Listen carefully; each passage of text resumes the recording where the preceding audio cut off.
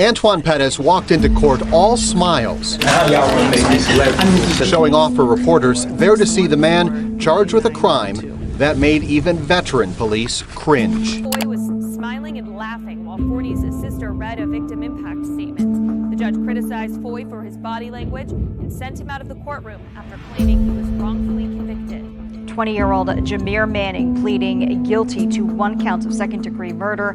He admitted to firing more than 30 gunshots in the direction of a group of people. One person hit by the bullets was Forney. She was killed just weeks before her high school graduation. You should think all the days that you're in there, you should think about the things that you did and the pain that you caused us. Every night when we go to sleep and we think about my niece, I hope he carry that same pain. Every single day of his 20 years to life, he should think about my niece. At 2:00 a.m. on September 1st, 2013, the quiet stillness of Milwaukee's north side was shattered. A 101-year-old woman, frail, gentle, and living alone in the same house she had called home for 6 decades, woke to a sound that no one her age should ever have to hear. Within seconds, the intruder entered a 20-year-old man named Antoine Pettis. He had slipped through a window and entered into her bedroom. He didn't come for her jewelry. He didn't come for money. He came for something far more sinister. He struck her, slapping her across the face with such force that her frail body shook. He pinned her to the bed and assaulted her, stealing her dignity in the most horrifying way possible. And when he left, he didn't just take her peace, he took her independence. Imagine doing that to a 101-year-old woman. When Pettis fled the scene, the elderly woman, shaken, bleeding, and terrified, summoned all the strength she had left. She managed to reach a neighbor and call police. Officers and paramedics arrived to find her injured and in shock. According to the criminal complaint and multiple news outlets including Reuters and Fox 6 Milwaukee, she told investigators that she had been slapped repeatedly, held down and sexually assaulted by a young man who broke into her home through a window around 2:00 a.m. She was taken to the hospital for treatment, where a rape kit was collected. Medical staff found bruises, lacerations, and DNA evidence that would become the key to solving the case. The attack forced her to leave the home she had lived in for more than 60 years. Family members later confirmed that the trauma left her so fearful that she moved into assisted living, never to return to the house she once called safe. Months later, the world saw him for the first time. As Antoine Pettis was escorted into court, the room filled with reporters, officers, and stunned silence. But Pettis didn't hang his head. He looked straight into the cameras, smirked, and said the words that chilled an entire city. "Y'all gonna make me a celebrity." He grinned as if the brutality of his crime was a performance, and this courtroom, his stage. Why did he smile? What was he trying to prove? And who truly paid the price that night? The victim, the community, or the conscience of a man who mistook notoriety for power? Stay with us as we uncover the events that led to that haunting smile and the lifelong sentence that followed. Before we delve into this, we want to appreciate you for joining us today and welcome you to the final hour. Don't forget to hit that subscribe button, and before we go deeper into this chilling case, I want to know, where are you watching from and what time is it for you right now? Drop your city and your time in the comments. Let's uncover the truth behind the smile. Antoine Devin Pettis was born circa 1993, so by 2013 he was 20. He grew up in Milwaukee, Wisconsin, a city with neighborhoods facing economic pressure, high crime rates, and systemic social challenges. One notable concern, Pettis already had pending legal trouble before the 2013 assault. He had been charged in 2013 with obstructing an officer and possessing THC. Importantly, he had a bench warrant for failing to appear at a hearing in that case, August 2013. This suggests he had already slipped into a pattern of disrespecting court orders and perhaps living with legal instability. When the DNA evidence in the elderly woman's assault case was analyzed, investigators used familial DNA, matching to a relative's profile, to identify him. He already had DNA on record due to a paternity case. This prior involvement in legal and biological record systems hints at a history of instability or complications before the assault. Pettis's later statements indicate impulsivity. He told police he had entered the home intending burglary, but when he found nothing he wanted, he escalated to sexual assault. He also claimed chillingly that if he had planned the assault, he would have used a condom, implying that the sexual violence was an afterthought. His behavior in court, smiling, seeking media attention, saying, "You all gonna make me a celebrity," suggests a disposition toward grandstanding and emotional detachment from the suffering of others. We don't know what drove him in his youth. We know what he did when the moment came. What happens when a seemingly nondescript life crosses the threshold into violence? The date was September 1st, 2013. Around 2:00 a.m., most of Milwaukee lay asleep under the stillness of a late summer night. For the 101-year-old woman, those were hours of vulnerability, perhaps restless, perhaps asleep, but certainly alone in her home, accustomed to years of routines and peace. Meanwhile, for Antoine Pettis, age 20, this was the moment he chose to act. According to his own later statements, he and an accomplice entered the woman's home intending a burglary. What we don't fully know is what was going on in Pettis's mind just prior. Was he desperate? Was he under pressure? Financial? Social? Emotional? We lack reliable public records of his immediate motive. What is clear is that Pettis believed the home held something he might steal. That belief was his entry point. Once inside, Pettis found nothing of value, or at least nothing he deemed worth taking. Faced with an empty hall, the original motive of burglary collapsed. At that pivot, Pettis's behavior shifted. In his confession, he admitted that the sexual assault occurred only after discovering there was nothing he wanted to steal. He reportedly said, "He did not plan the sexual assault, or he would have worn a condom." That chilling line suggests the violence was not part of an organized plan, but rather an impulsive escalation. This moment is a key hinge. The crime went from property crime to horrific assault in an instant. Once Pettis confronted the woman in her bedroom, the violence was swift and brutal. He allegedly told her to shut up. He slapped her repeatedly in the face, delivering force to the most vulnerable part of her body. He grabbed her wrists or limbs to restrain her and forced her into a sexual assault on her own bed. Given her advanced age, every gesture, slap, hold, struggle would have been far more damaging, far more traumatic than to a younger body. The context magnifies the cruelty. When the assault ended, Pettis fled.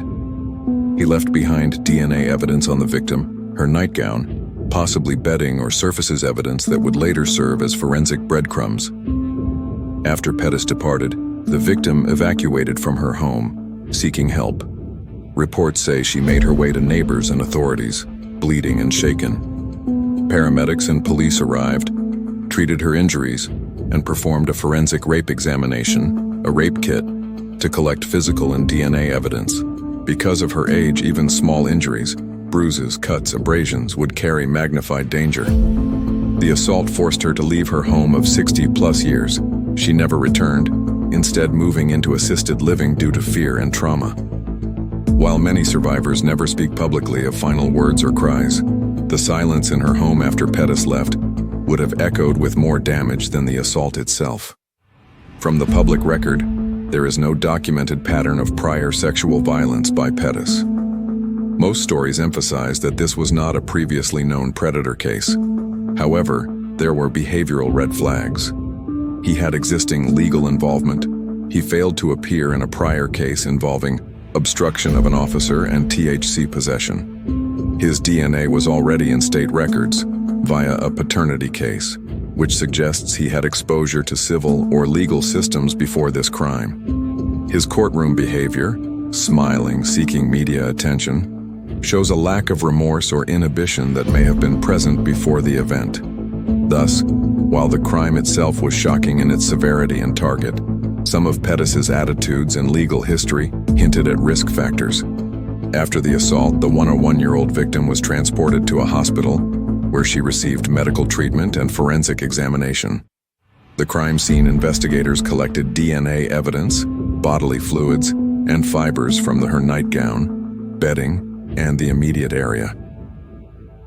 Investigators also processed the crime scene in the victim's home, dusting for fingerprints, photographing positions of objects and evidence, and collecting anything that might bear the assailant's trace evidence, implied in criminal investigative procedure, supported by reporting on how DNA was used.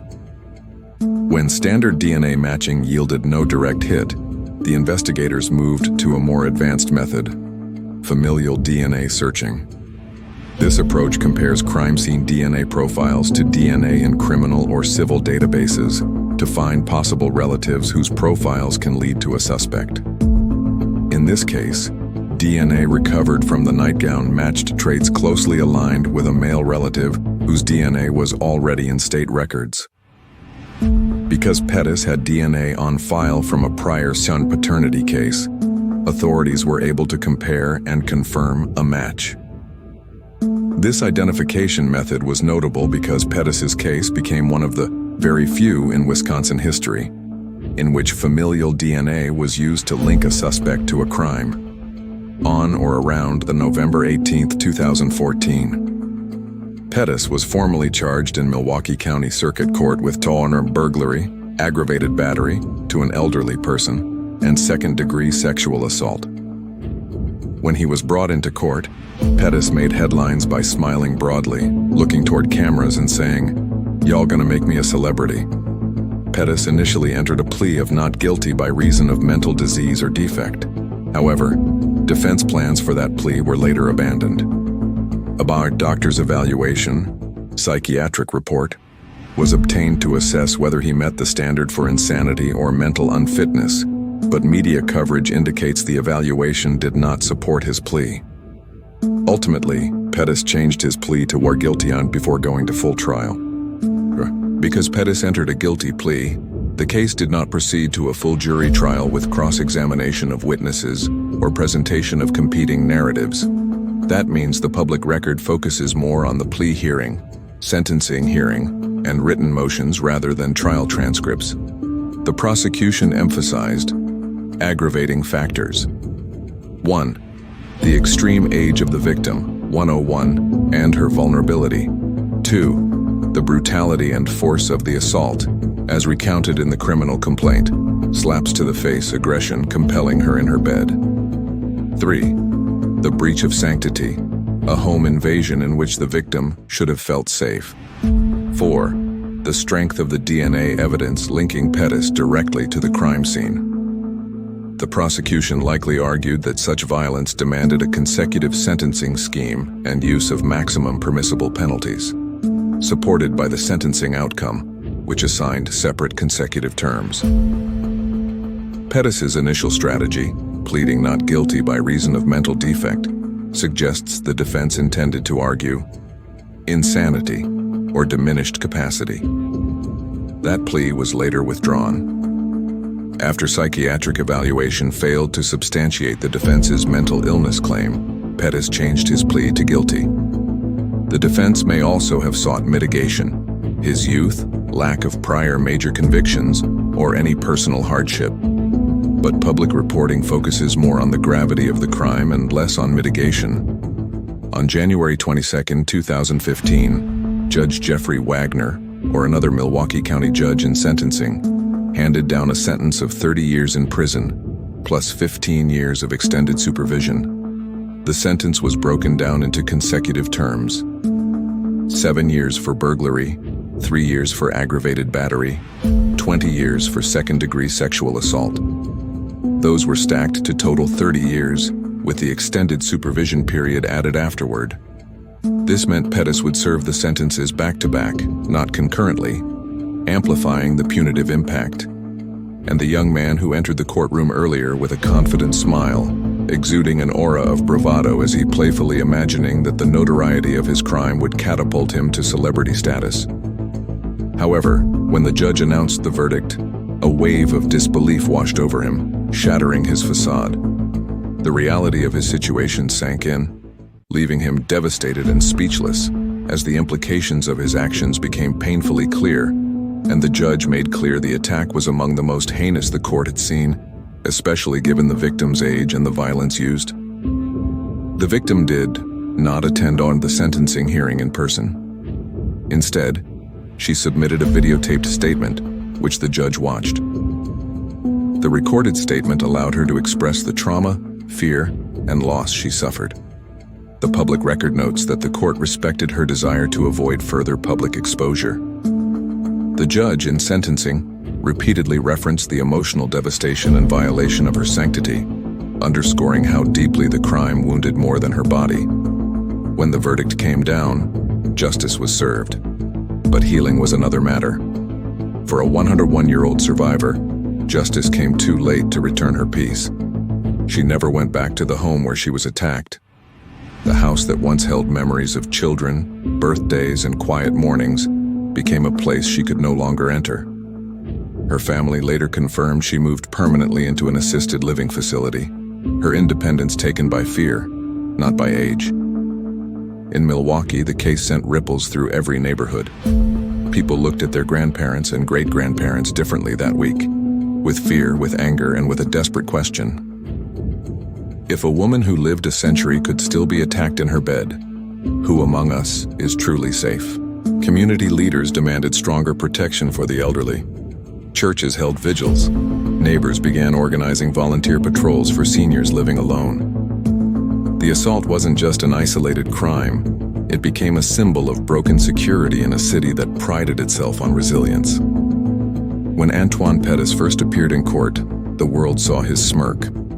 The line, "Y'all gonna make me a celebrity," became a headline that dominated local and national outlets. It shocked the conscience of the country. Social media erupted. Some called him heartless, others soulless. Even experienced reporters struggled to describe the dissonance. A young man treating infamy as fame, standing accused of a crime that defied human decency. For weeks, news broadcasts replayed that moment, his grin against the flash of cameras, contrasting it with the frail silhouette of a centenarian victim, unseen but unforgettable. But as sentencing approached, that smirk disappeared. Reality set in. No cameras could turn him into the celebrity he imagined. Only the cold certainty of a prison cell could answer his arrogance. Within Milwaukee's justice system, the case marked a turning point.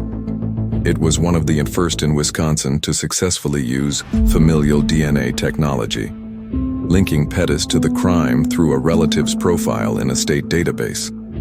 This innovation would go on to aid future cases, giving hope to victims of unsolved crimes. Police officers involved in the investigation later described it as one of the most disturbing of their careers. The shock of the crime pushed lawmakers and local agencies to discuss improved home safety programs, senior emergency response systems, and increased penalties for crimes against elderly citizens. For the victim's family, the wounds were deeper than physical. Her relatives said she stopped sleeping through the night. She feared being alone, even in daylight. What Pettis stole that night wasn't gold or jewelry. It was her sense of safety after a lifetime of surviving every hardship the world had already thrown at her. She had lived through wars, economic depressions, and decades of change, only to face her greatest horror in the century's quietest hours. Her story became a rallying cry for compassion, awareness, and community vigilance. People who never met her began checking in on their elderly neighbors. Milwaukee remembered her not as a victim, but as a survivor, a symbol of endurance and dignity in the face of unspeakable cruelty. Today, Antoine Devin Pettis sits behind bars at Green Bay Correctional Institution, where in Wisconsin, a maximum security facility. He will not be eligible for parole until around when he will be in his early 50s. His name, once associated with arrogance and bravado, now sits quietly in the state's offender registry, surrounded by silence instead of cameras. There are no new interviews, no media appearances, just time, concrete, and consequence. Prison records indicate no major public developments in his case since sentencing. He remains incarcerated, serving the post 30-year sentence handed down in 2015, followed by 15 years of supervision. If released, he will be under lifetime sex offender registration, his movements, associations, and choices monitored indefinitely. This case left Milwaukee with a scar, but also a reminder: evil doesn't always come with warning signs. Sometimes it enters through a window, quiet and deliberate. Yet even in the darkest acts, there's a lesson. It taught a city about vigilance. It reminded the justice system of the power of science. And it reminded us all that humanity's greatest strength is not power or fear, but empathy. If you're watching this right now, I'd like to ask, where are you watching from? And what time is it for you? Because for one woman, time stopped at 2 a.m. that night. For the rest of us, the question lingers. Will we remember her story, or wait until it happened? Case 2. It was the afternoon of May 3, 2021, and the spring sun had settled softly over Essex Street in Albany, New York. The hum of city life rolled through the neighborhood, kids laughing after school, cars idling at intersections, friends talking on porches. For a moment it was a peaceful weekday, the kind that slips by unnoticed. But at 3:45 p.m., the stillness shattered. A rapid, deafening burst of gunfire tore through the air, 31 rounds in total echoing off brick walls and apartment buildings. The shots came so fast that witnesses described them as one continuous explosion. 3. People screamed, cars swerved, windows cracked under the impact of stray bullets. And in the chaos, 18-year-old Chyna Forney, a high school senior with dreams of walking the graduation stage, was struck in the back by a single bullet, a random, fatal intrusion into a life that had done nothing to invite it. The bullet wasn't meant for her. Prosecutors would later reveal that the intended target was someone else in the crowd, a young man who was shot in the shoulder, but survived. Chyna, innocent and unaware, had simply been standing nearby, caught between two men who decided pride and anger mattered more than human life. As the gunfire died, the air filled with a suffocating silence. Witnesses described seeing Chyna collapse into the arms of friends, her white sneakers stained red as they screamed for help. "Stay with me," one cried, clutching her as neighbors emerged from their homes in disbelief. Within minutes, police sirens wailed down the narrow Albany street. Officers rushed to the scene, weaving between parked cars riddled with bullet holes. Shell casings glittered across the asphalt like tiny fragments of violence frozen in the daylight. Paramedics arrived, lifting Chyna gently onto a stretcher. She was still breathing barely. Blood pooled beneath her shirt where the bullet had entered her back. Despite desperate efforts to save her, Chyna was pronounced dead shortly after arrival at Albany Medical Center. The realization struck the city like a shockwave. A teenager just weeks away from her high school graduation had been gunned down on her own street in broad daylight. Her death wasn't just tragic, it was incomprehensible. She had no part in the dispute that sparked it, no connection to the violence that took her life. Chyna was known for her warmth and determination. She attended Albany Leadership Charter High School for Girls, where teachers described her as a light, always smiling, always encouraging others. Her classmates were preparing for prom, for graduation pictures, for the next chapter of life. Now they were planning a candlelight vigil. The sheer volume of gunfire, 31 bullets, painted a horrifying picture of rage and recklessness. This wasn't a random shooting by an unknown gunman in the dark of night. It was a broad daylight ambush, fueled by a dispute that spiraled into deadly violence. According to police, two young men, Alvin III and Jahmere Manning, drove to Essex Street that afternoon armed and ready. Witnesses reported seeing them approach a crowd, weapons drawn, before opening fire without warning. The streets became a battlefield. The intended victim was hit, but survived. Chyna did not. Investigators later said the men had been seeking retribution over a petty dispute. What began as a confrontation between young men turned into a scene of mass terror, one that would haunt the community long after the sound of gunfire faded. Neighbors described ducking behind cars and inside homes. One mother, whose young child had been playing outside, said she threw herself over her son as bullets tore past her front steps. "It sounded like a war zone," she recalled. "I thought we were all going to die." The intended victim was hit but survived. Chyna did not. Investigators later said the men had been seeking retribution over a petty dispute. What began as a confrontation between young men turned into a scene of mass terror, one that would haunt the community long after the sound of gunfire faded. Neighbors described ducking behind cars and inside homes. One mother, whose young child had been playing outside, said she threw herself over her son as bullets tore past her front steps. "It sounded like a war zone," she recalled. "I thought we were all going to die." Within hours, police cordoned off the area. Crime scene tape fluttered in the breeze as detectives began counting casings and marking evidence. The weight of loss settled heavy over the neighborhood. Flowers and candles soon appeared where Chyna had fallen. Her friends wrote messages in chalk on the pavement. "Rest in power, Chyna. We love you forever." That day, Albany didn't just lose a teenager. It lost a symbol of promise, a reminder of what violence steals not just from victims, but from entire communities. The shooting wasn't an accident of fate. It was the direct result of a choice, a decision by two young men to answer conflict with bullets. And as her family grieved, the city demanded answers. Why her?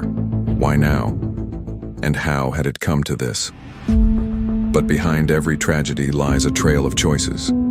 Who were these men before the violence? What turned them into killers? And how did the law rise to speak for a young woman who could no longer speak for herself?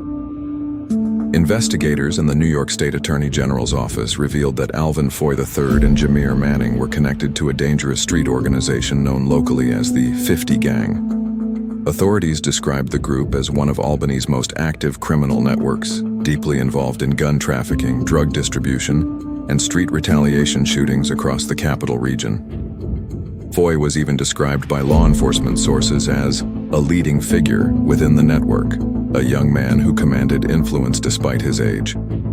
In 2021, a sweeping Albany County indictment charged nearly 50 suspected gang members with crimes ranging from illegal firearm possession to drug trafficking and conspiracy. Prosecutors linked several shootings, drive-bys, and retaliatory attacks directly to these same networks, the same ecosystem where Foy and Manning grew up. For many teens in these neighborhoods, guns were not distant symbols of crime. They were part of everyday survival. This environment of poverty, fear, and constant violence helped shape a mindset where carrying weapons, settling scores, and standing one's ground were seen as necessities. Exposure to illicit economies from an early age, drug sales, quick cash, and street loyalty may have taught Foy and Manning that power and respect were earned through intimidation rather than achievement. 2 months before the murder of Chyna Forney, both Foy and Manning were charged in a separate Albany shooting. On March 12, 2021, the pair allegedly opened fire into a parked car, injuring a 27-year-old man. The earlier shooting served as a clear red flag, revealing their escalating familiarity with firearms and a pattern of violent impulsivity that would later explode on Essex Street. In a heartbreaking revelation, Chyna Forney's sister told the court that Foy had shared meals and moments with their family, saying they had broke bread before. The betrayal deepened the grief. This wasn't a faceless shooter attacking a stranger. It was someone who had once been part of their social circle. The Forney family said they had expected better from him, a line that underscores the depth of the tragedy.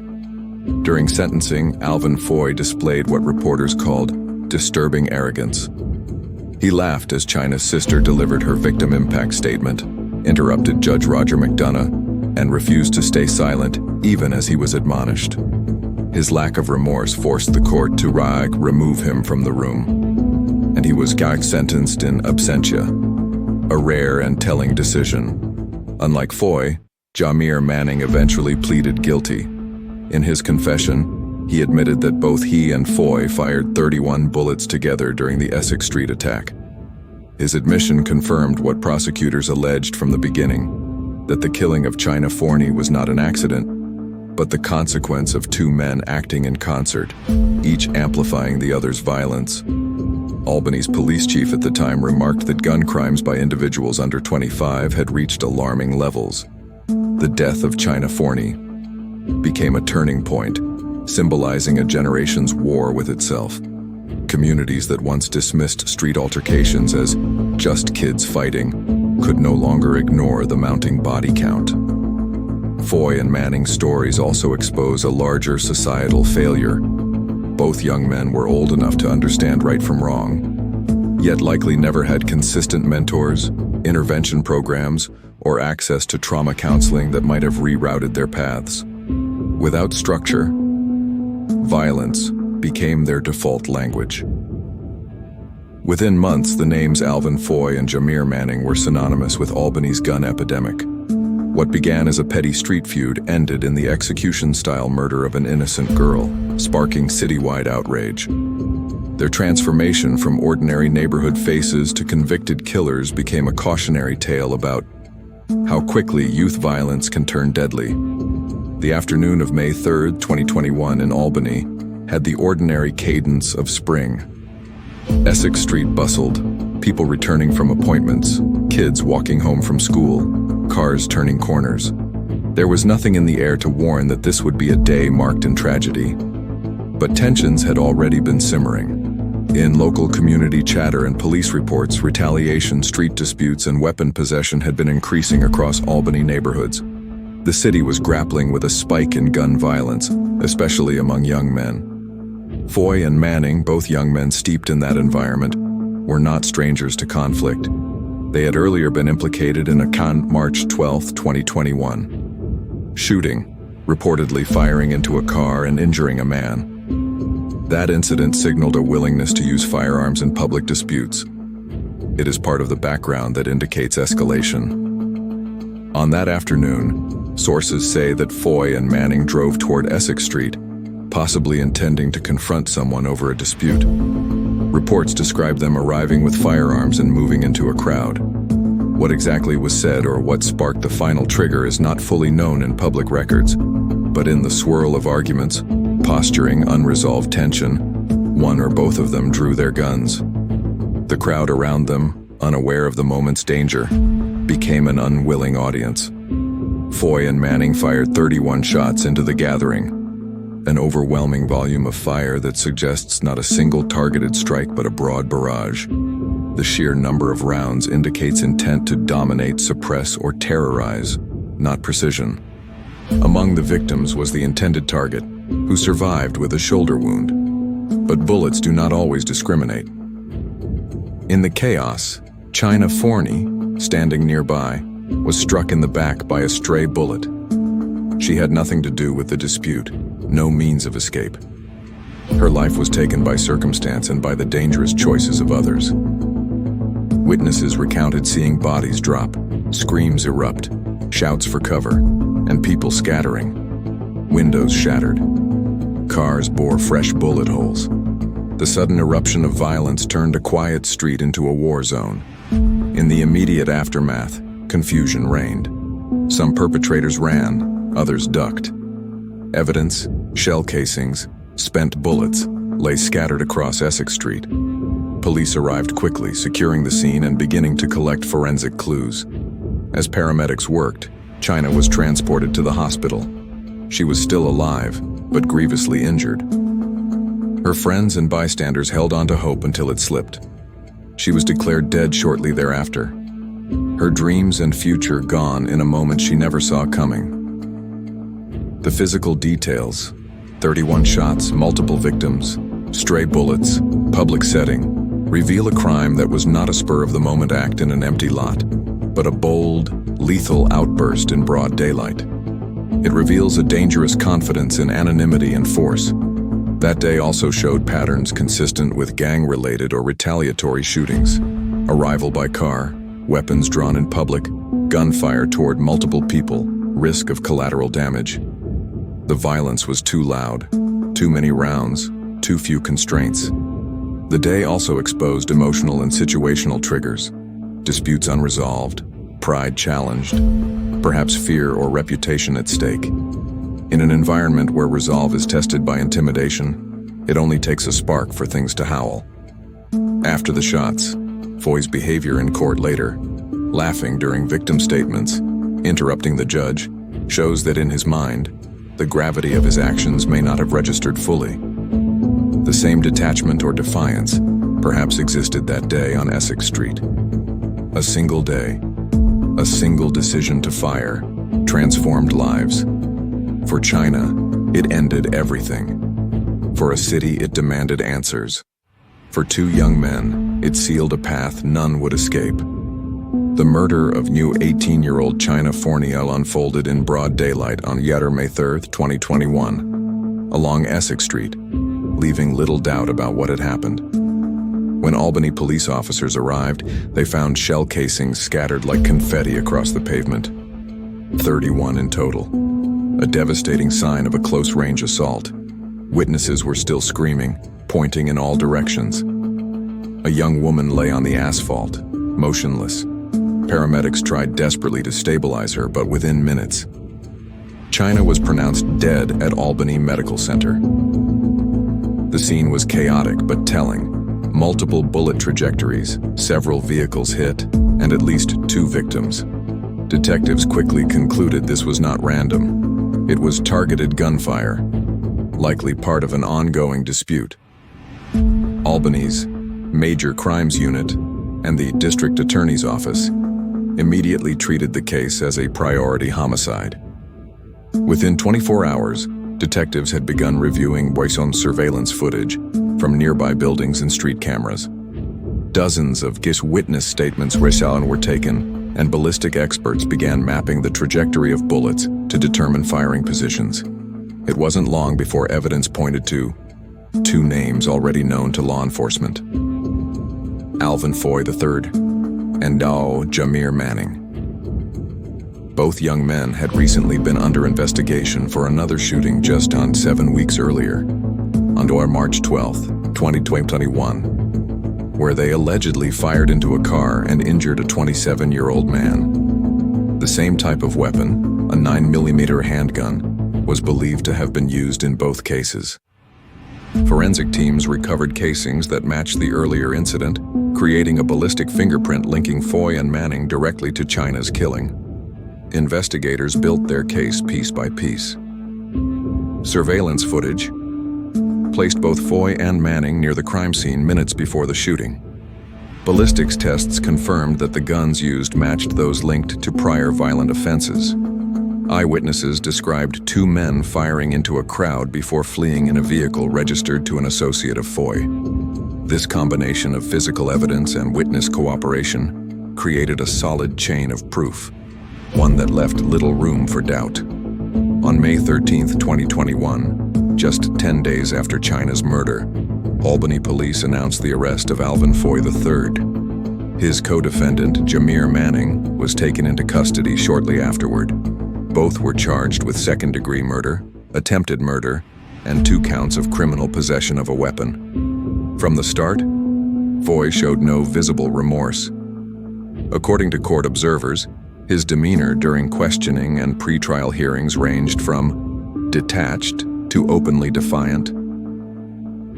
He denied firing the fatal shot and maintained that he was not present at the scene, even though physical evidence and surveillance footage said otherwise. During hearings, Foy often appeared restless and dismissive, smirking at prosecutors and occasionally whispering jokes to others in custody. This behavior would later carry into the courtroom, becoming one of the most controversial aspects of the trial. Manning, on the other hand, ultimately confessed.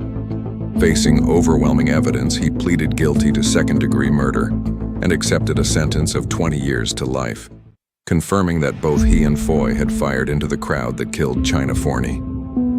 Foy's case proceeded to a full jury trial in Albany County Court. In late 2022, prosecutors presented a mountain of evidence: video footage, eyewitness accounts, ballistic matches, and expert testimony linking Foy directly to the murder weapon. They argued that Foy acted with depraved indifference to human life, firing 31 bullets into a crowded street with reckless disregard for anyone in the line of fire. The prosecution emphasized the ripple effect of senseless gun violence, showing pictures of Chyna in her graduation gown, a life full of promise, stolen in seconds. The second defense, led by public counsel, maintained Foy's innocence. They argued that our witnesses were unreliable, that our ballistic evidence was circumstantial, and that the real shooter could have been someone else. Foy himself continued to insist he was wrongly accused, claiming multiple witnesses could prove he wasn't there. But jurors were unconvinced. After days of deliberation, they found Foy guilty on all counts: second-degree murder, attempted murder, and 2 weapons charges. The trial was emotionally charged, but the sentencing hearing would make headlines across New York State. During a Chyna Forney's family impact statements, her sister stood before Foy and spoke directly to him, her voice trembling. "You were out with us multiple times. You knew her. You knew us. She was 3 weeks from graduation, and you took that away." As she spoke, Foy laughed. He leaned back in his chair, grinning, even chuckling while the family wept. Judge Roger McDonough stopped the proceedings, warning Foy to remain silent. But the defendant continued smirking and interrupting the court. The judge's patience snapped. "Anyone with a shred of human decency would not sit here and laugh," McDonough thundered. When Foy refused to stop, the judge ordered deputies to remove him from the courtroom and sentenced him in absentia, meaning without his presence. On this June 27, 2023, Alvin Foy III was sentenced to 25 years to life in state prison, the maximum penalty allowed under New York law for his charges. His co-defendant, Jahmere Manning, was already serving 20 years to life, following his guilty plea. The courtroom erupted in tears and anger. Chyna's mother sobbed quietly in the front row, clutching a framed photo of her daughter. Friends and classmates filled the benches, wearing shirts printed with her name. The judge's gavel fell heavy, marking the end of one of Albany's most emotional trials in years. Foy showed no visible remorse, no apology, no acknowledgement of guilt. His smirk, frozen in courtroom footage, became the image most residents remembered, a chilling contrast to the radiant senior photo of Chyna Forney that circulated in memorials. The Albany County District Attorney's Office called the conviction a victory for accountability in a city struggling with rising youth gun violence. Officials highlighted that the case demonstrated how partnership between forensic science, witness testimony, and community cooperation could bring justice even amid fear. The Forney family expressed relief but not closure. Justice was served, Chyna's sister said, but it will never bring her back. Foy is currently incarcerated in a New York State correctional facility, eligible for parole in 2046. Manning will not see a parole board before 2044. The trial of Alvin Foy III left the community with haunting questions. How did 2 young men, barely out of their teens, end up firing 31 bullets into a crowd over a dispute no one even remembers? What turns youth anger into homicide? Albany officials have since pushed for expanded intervention programs, youth mentoring initiatives, and conflict resolution training in schools to prevent the next tragedy. But for Chyna Forney's family, the loss remains immeasurable. A promise unfulfilled, a graduation never walked. These stories remind us that behind every headline is a life that once had dreams, a family that still carries the pain, and a community forever changed. Justice may have spoken in these cases, but the echoes of what happened still linger. If you've watched this far, thank you for being part of this community that believes every story deserves to be told with truth and dignity. Your support helps keep these stories alive and helps us continue shining light on cases that should never be forgotten. So before you go, take a moment to do 3 simple things. Subscribe to the channel, share this video so more people can hear these voices, and comment below. Tell us where you're watching from and which case you'd like us to cover next, because every view, every comment, every share helps us uncover another story that deserves justice. Stay safe, stay aware, and we'll see you again in the next episode, right here, on The Final Hour.